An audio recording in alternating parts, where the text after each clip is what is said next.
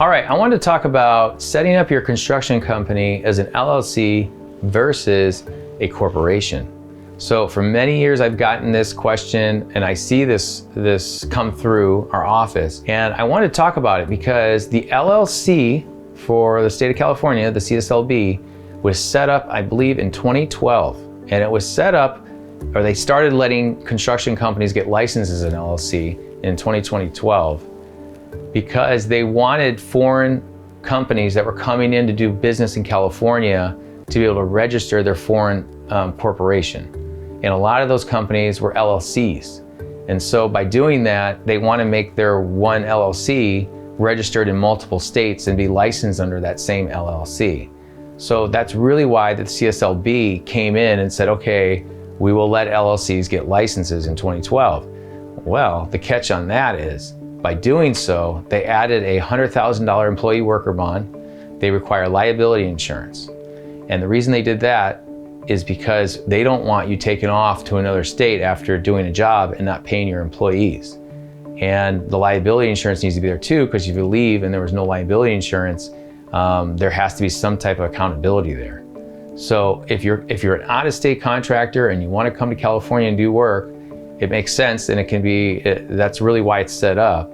And then if you are doing an LLC, which I see a lot, where people are putting the LLCs together because they're tax people, they can be attorneys, they don't really know the rules and regulations of the CSLB, right? So they're looking at many companies and they're just putting together LLCs because they like some tax benefit that the LLC has, or it's less expensive. I don't know, because I'm not a lawyer, or I'm not a legal person or a tax person, but I can just tell you the reason being that you'd want to do a corporation versus an LLC if you're a resident of California is because you don't have to buy the $100,000 employee worker bond every year. That can cost anywhere from $2,000 to $10,000. And then you don't have to have a liability insurance in place. You'd want liability, I get that, but it's really just kind of talking about the differences. So when you're making that decision. The other thing is if somebody sets you up an LLC already and you're in the application process with the CSLB, you can actually go back and you can withdraw, or you can change the LLC over to a corporation. I have seen that done too, where they can come in and file some paperwork. Instead of just dissolving the whole LLC and wasting all the funds there, they can go in and they can apply to convert it over to a corporation. And then sometimes the CSLB, once you file your LLC application, sometimes depending on who you work with, from what I've seen, they will let you switch it over to the corporation without having to withdraw your application and then pay for a new submission.